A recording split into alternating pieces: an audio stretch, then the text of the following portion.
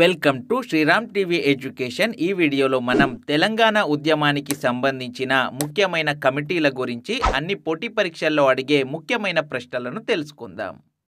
First question, రాష్ట్రంలోని ఉద్యోగుల సమస్యలను అధ్యయనం చేసి పరిష్కారాలను సూచించడానికి కేంద్ర ప్రభుత్వం వాంచూ కమిటీని 1969లో నియమించింది. వాంచూ కమిటీలోని సభ్యులు ఎవరు? Correct answer option C, MC Setalvad మరియు నిరెన్ డే. ముల్కీ నిబంధనలు కొనసాగించడానికి రాజ్యాంగ సవరణ విషయంలో తగిన సూచనలు చేయడం కోసం కేంద్ర ప్రభుత్వం సుప్రీంకోర్టు మాజీ ప్రధాన న్యాయమూర్తి కెఎన్ వాంచూ నేతృత్వంలో 1969లో కమిటీని ఏర్పాటు చేసింది. ఈ కమిటీలోని సభ్యులు మాజీ అటార్నీ జనరల్ ఎంసి సెతల్వాడ్ మరియు 1969 నాటి attorney general Niren De. Wanchoo committee Mulki నిబంధనలు రాజ్యాంగ విరుద్ధమని చెప్పింది. 1952 ముల్కీ ఉద్యమం సందర్భంగా సెప్టెంబర్ 3 మరియు 4 తేదీల్లో సిటీ కాలేజ్, ఉస్మానియా ఆసుపత్రి వద్ద జరిగిన పోలీస్ కాల్పులపై విచారణ జరిపి వాస్తవాలను వెల్లడించడానికి రాష్ట్ర హోంశాఖ 1952 సెప్టెంబర్ 9న హైకోర్టు న్యాయమూర్తి జస్టిస్ పింగళి జగన్మోహన్ రెడ్డి అధ్యక్షతన కమిషన్ను నియమించింది. ఈ కమిటీ తన నివేదికను 1952 డిసెంబర్ 28న ప్రభుత్వానికి సమర్పించింది. తెలంగాణ మిగులు నిధులను లెక్కించడానికి ఆంధ్రప్రదేశ్ ప్రభుత్వం కుమార్ లలిత్ నేతృత్వంలో 1969 జనవరి 23న కమిటీని నియమించింది. కుమార్ లలిత్ కమిటీ 1956 నుంచి 1968 వరకు తెలంగాణ మిగులు నిధులు 34.10 కోట్లుగా తేల్చింది. 1969 నాటి ఉమ్మడి ఆంధ్రప్రదేశ్ ముఖ్యమంత్రి కాసు బ్రహ్మానందరెడ్డి. అష్టసూత్ర పథకం అమలులో భాగంగా 1969 ఏప్రిల్ 22న తెలంగాణ మిగులు నిధులను అంచనా వేయడానికి జస్టిస్ వశిష్ఠ భార్గవ అధ్యక్షతన కమిటీని కేంద్ర ప్రభుత్వం నియమించింది. ఈ కమిటీ అధ్యక్షుడు వశిష్ఠ భార్గవ. ఈ కమిటీలోని సభ్యులు ప్రొఫెసర్ ముకుట్ నిహారీ మాథుర్ మరియు హరిభూషణ్ బార్. ఈ కమిటీ కార్యదర్శి టిఎన్ కృష్ణస్వామి. వశిష్ఠ భార్గవ కమిటీ తన నివేదికలో 1956 నుంచి 68 వరకు తెలంగాణ మిగులు నిధులు 28.34 కోట్లుగా తేల్చింది. నెక్స్ట్ క్వశ్చన్, క్రింది వారిలో ఆఫీసర్స్ కమిటీలో సభ్యులు కానివారు? జయభారత్ రెడ్డి కమిటీనే ఆఫీసర్స్ కమిటీ అని కూడా అంటారు. క్వశ్చన్లో కమిటీలోని సభ్యులు కానివారు అని అడుగుతున్నారు కాబట్టి correct answer option D. NTR నేతృత్వంలోని తెలుగుదేశం ప్రభుత్వం తెలంగాణలో ఉన్న ఆంధ్ర ఉద్యోగులను అంచనా వేసేందుకు 1984లో ఐఏఎస్ అధికారి జయభారత్ రెడ్డి నేతృత్వంలో కమిటీని నియమించింది. ఈ కమిటీలో కమలనాథన్ మరియు ఉమాపతిరావు సభ్యులుగా ఉన్నారు. ఈ కమిటీ రాష్ట్రపతి ఉత్తర్వులు జారీ అయిన తేదీ 1975 అక్టోబర్ 18 నుంచి 1981 జూన్ 30 నాటికి తెలంగాణలో అక్రమంగా 58,962 మంది స్థానికేతరులు నియామకమయ్యారని తన 36 పేజీల నివేదికలో తేల్చింది. ఆఫీసర్స్ కమిటీ నివేదికపై విస్తృత చర్చల పేరుతో ఎన్టీ రామారావు ప్రభుత్వం సుందరేశన్ కమిటీని నియమించింది. జయభారత్ రెడ్డి మరియు సుందరేశన్ కమిటీల సూచనల మేరకు ప్రభుత్వం 610 జీవోను విడుదల చేసింది. ఆంధ్రప్రదేశ్ అప్పటి గవర్నర్ కుముద్బేన్ జోషి పేరుతో ప్రభుత్వ ప్రధాన కార్యదర్శి శ్రావణ్ కుమార్ 1985 డిసెంబర్ 30న 610 జీవోను విడుదల చేశారు. దీని ప్రకారం రాష్ట్రపతి ఉత్తర్వులు అమల్లోకి వచ్చిన రోజు నుంచి అంటే 1975 అక్టోబర్ 18 నుంచి జీవో 610 జారీ అయ్యే నాటికి తెలంగాణలోని జిల్లాలు, జోన్లలో నిబంధనలకు వ్యతిరేకంగా నియమితులైన స్థానికేతరులందరినీ వారి స్వస్థలాలకు 1986 మార్చి 31 నాటికి పంపించాలని, వారిని బదిలీ చేయడానికి వీలుగా ఆయా ప్రాంతాల్లో అవసరమైతే అదనపు ఉద్యోగాలు కల్పించాలి. తెలంగాణపై సంప్రదింపుల కోసం ప్రణబ్ ముఖర్జీ అధ్యక్షతన రఘువంశ్ ప్రసాద్, దయానిధి మారన్ సభ్యులుగా 2005 జనవరి 8న త్రిసభ్య కమిటీని కేంద్రంలోని యూపీఏ ప్రభుత్వం నియమించింది. తెలంగాణ రాష్ట్ర ఏర్పాటుకు దేశంలోని వివిధ పార్టీల అభిప్రాయాలను కోరడం ఈ కమిటీ ఉద్దేశం. నెక్స్ట్ క్వశ్చన్, గిర్గ్లానీ కమిషన్ను నియమించిన ముఖ్యమంత్రి. Correct answer option C, Chandrababu Naidu. 16 GO అమలులో వైఫల్యం, స్థానికేతరులను వెనక్కి పంపించాలని టీఎన్జీఓల డిమాండ్ల నేపథ్యంలో చంద్రబాబు నాయుడు ప్రభుత్వం గిర్గ్లానీ అధ్యక్షతన 2001 జూన్ 26న ఏకసభ్య కమిషన్ను నియమించింది. ఈ కమిషన్ తన నివేదికను 2004 సెప్టెంబర్ 30న సమర్పించింది. నెక్స్ట్ క్వశ్చన్, శ్రీకృష్ణ కమిటీలోని సభ్య కార్యదర్శి లేదా మెంబర్ సెక్రటరీ ఎవరు? Correct answer option C, VK Duggal. 2010 ఫిబ్రవరి 3న కేంద్ర ప్రభుత్వం తెలంగాణ రాష్ట్ర ఏర్పాటుకు సాధ్యాసాధ్యాలను పరిశీలించడానికి జస్టిస్ శ్రీకృష్ణ ఆధ్వర్యంలో కమిటీని నియమించింది. శ్రీకృష్ణ కమిటీలో ఒక అధ్యక్షుడు, 4 సభ్యులు ఉన్నారు. శ్రీకృష్ణ కమిటీ సభ్య కార్యదర్శి లేదా మెంబర్ సెక్రటరీ కేంద్ర హోంశాఖ మాజీ కార్యదర్శి వినోద్ కుమార్ దుగ్గల్. ఇతర సభ్యులు Delhi IIT professor Ravinder Kaur, NALSAR university వ్యవస్థాపక వైస్ ఛాన్సలర్ రణబీర్ సింగ్, ఆర్థికవేత్త అబూ సలే షరీఫ్. శ్రీకృష్ణ కమిటీలోని నల్సార్ యూనివర్సిటీ వ్యవస్థాపక వైస్ ఛాన్సలర్ ఎవరు అని అడిగినప్పుడు correct answer Ranbir Singh. Next question, Srikrishna committee తన నివేదికను కేంద్ర ప్రభుత్వానికి ఏ రోజున సమర్పించింది? Correct answer option B, 2010 December 30. Srikrishna committee తన నివేదికను 2010 డిసెంబర్ 30న కేంద్ర ప్రభుత్వానికి లేదా కేంద్ర హోంశాఖకు సమర్పించింది. ఈ నివేదికలో 9 అధ్యాయాలు లేదా చాప్టర్స్ ఉన్నాయి. పెద్ద మనుషుల ఒప్పందాన్ని సంపూర్ణంగా అమలు చేయకపోవడం వల్ల ప్రత్యేక రాష్ట్ర డిమాండ్ మళ్లీ తెరపైకి వచ్చిందని శ్రీకృష్ణ కమిటీలోని మొదటి అధ్యాయం తెలిపింది. రెండవ అధ్యాయంలో రాష్ట్రంలో అన్నిటికంటే వెనుకబడింది రాయలసీమ, అది తెలంగాణ కంటే కూడా వెనుకబడింది. తెలంగాణలో కూడా హైదరాబాద్పై దృష్టి పెట్టారు తప్ప మిగతా ప్రాంతాలపై కాదు.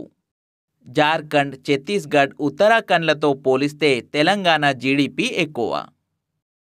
మూడవ అధ్యాయం 1971 తర్వాత తెలంగాణలో మిగతా ప్రాంతాల కంటే ఎక్కువ అక్షరాస్యత నమోదైంది.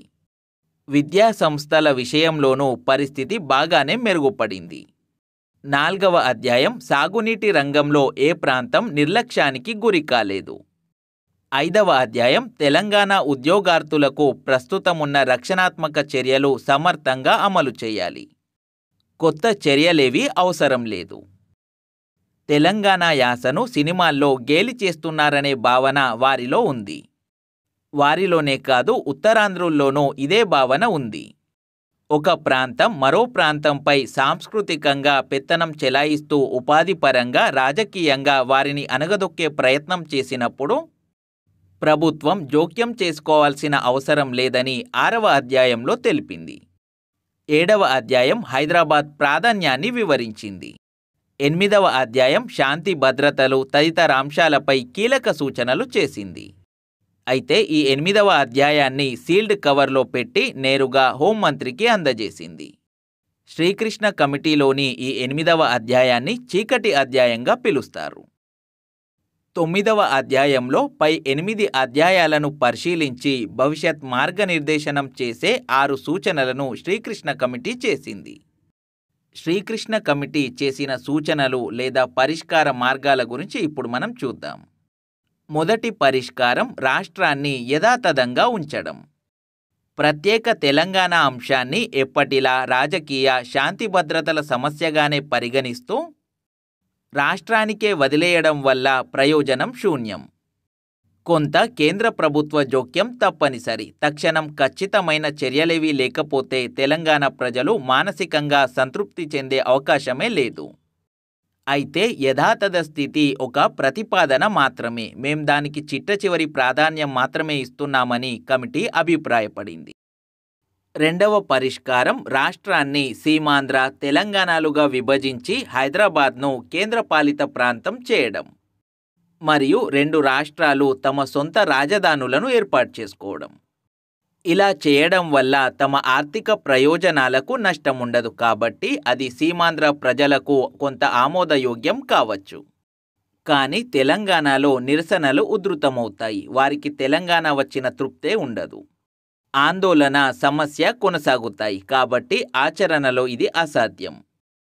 మూడవ పరిష్కారం రాష్ట్రాన్ని రాయల తెలంగాణ, కోస్తాంధ్రాలుగా విభజించడం. రాష్ట్రాన్ని ఈ విధంగా విడగొట్టి హైదరాబాద్ను రాయల తెలంగాణ రాజధానిగా చేయాలని కమిటీ సూచించింది. దీన్ని తెలంగాణ వాదులు ఒప్పుకోరు. పైగా అది మత ఛాందస శక్తులకు ఊతమివ్వచ్చు. అయితే ఈ ప్రతిపాదన ఆర్థికంగా సమర్థనీయంగా ఉన్నప్పటికీ మూడు ప్రాంతాలను సంతృప్తిపరిచే పరిష్కారం ఇవ్వలేదని కమిటీ అభిప్రాయం వ్యక్తం చేసింది. నాల్గవ పరిష్కారం రాష్ట్రాన్ని సీమాంధ్ర, తెలంగాణలుగా విభజించి హైదరాబాద్ను కేంద్రపాలిత ప్రాంతంగా ప్రకటించాలి. అంతేకాకుండా నల్గొండ, మహబూబ్ నగర్ జిల్లాల సరిహద్దుల్లోని 20 మండలాలను యూటీలో భాగం చేయాలి. తద్వారా హైదరాబాద్ యూటీని సీమాంధ్రలోని గుంటూరు, కర్నూలు జిల్లాల సరిహద్దులతో భౌగోళిక అనుసంధానం చేయాలి. హైదరాబాద్ను ఉమ్మడి రాజధానిగా చేయడం. అయితే హైదరాబాద్ ఉమ్మడి రాజధాని అంటే తెలంగాణ వాదులు అసలు ఒప్పుకోరు. అంతేకాకుండా రాష్ట్రంలో కొంత భాగాన్ని కేంద్రపాలన కిందకు తేవడంపై మూడు ప్రాంతాల నుంచి వ్యతిరేకత రావచ్చు. ఐదవ పరిష్కారం సీమాంధ్ర, తెలంగాణగా విభజన. రాష్ట్రాన్ని సీమాంధ్ర, తెలంగాణగా విభజించి తెలంగాణకు హైదరాబాద్ రాజధాని, సీమాంధ్రకు మరో కొత్త రాజధాని ఏర్పాటు చేయడం. దీంతో తెలంగాణ ప్రజల పూర్తి ఆకాంక్ష నెరవేరుతుంది గాని హైదరాబాద్ జలవనరుల విషయమై సీమాంధ్రలో అల్లర్లు జరగవచ్చు. రాయలసీమలోనూ దేశమంతా కూడా వేర్పాటు డిమాండ్లు రావచ్చు. అయితే ప్రత్యేక తెలంగాణ డిమాండ్లో కొంత న్యాయం లేకపోలేదు. విభజిస్తే సీమాంధ్ర ప్రజల అవసరాలను పట్టించుకోవాల్సి ఉంటుంది.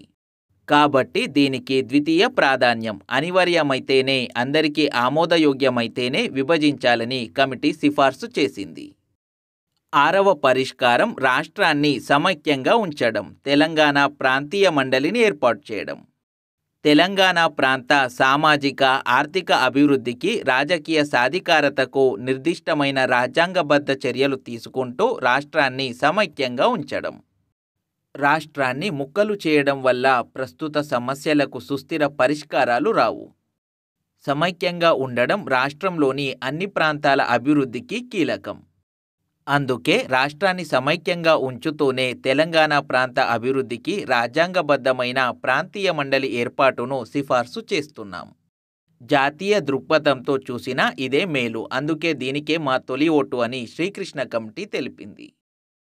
శ్రీకృష్ణ కమిటీ ప్రధాన నివేదికలో తెలంగాణ ఏర్పాటు చేయమని ఇచ్చిన 5వ సిఫార్సును కేంద్ర ప్రభుత్వం అమలు చేయకుండా నిర్వీర్యం చేసే మార్గాన్ని రహస్య 8వ అధ్యాయం చూపింది. శ్రీకృష్ణ కమిటీ నివేదికలోని 9 అధ్యాయాలలో 8వ అధ్యాయాన్ని కేంద్రం బహిర్గతపరచలేదు. శ్రీకృష్ణ కమిటీ రూపొందించిన నివేదికలోని 8వ అధ్యాయాన్ని భారత ప్రభుత్వానికి సీల్డ్ కవర్లో అందించింది. ఈ నివేదికను రహస్యంగా ఉంచాలని కమిటీ సూచించింది. నివేదికలోని ప్రతి పేజీ మీద సీక్రెట్ అని ముద్రించింది. ఇలా కమిటీ నివేదికలోని 8వ అధ్యాయాన్ని రహస్యంగా ఉంచడం రాజ్యాంగ విరుద్ధమని తెలంగాణ వాదులు తీవ్ర నిరసన వ్యక్తం చేశారు. శ్రీకృష్ణ కమిటీ నివేదికలోని 8వ అధ్యాయాన్ని బహిర్గతం చేయాలని నిజామాబాద్ మాజీ ఎంపీ పండిట్ నారాయణ రెడ్డి హైకోర్టులో పిటిషన్ వేశారు.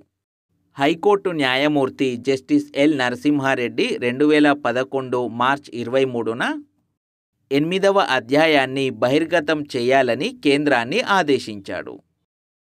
నెక్స్ట్ క్వశ్చన్, క్రింది వారిలో ఏకే యాంటోనీ కమిటీలోని సభ్యులు కానివారు ఎవరు? క్వశ్చన్లో యాంటోనీ కమిటీలోని సభ్యులు కానివారు ఎవరు అని అడుగుతున్నారు. కాబట్టి correct answer option C, P. Chidambaram. Telangana రాష్ట్ర ఏర్పాటు విషయంలో సంప్రదింపులు జరపడానికి అప్పటి కేంద్ర రక్షణ మంత్రి ఏకే యాంటోనీ నేతృత్వంలో 2013 ఆగస్టు 6న ఒక కమిటీని ఏర్పాటు చేశారు. యాంటోనీ కమిటీలోని సభ్యులు దిగ్విజయ్ సింగ్, వీరప్ప మొయిలీ, అహ్మద్ పటేల్.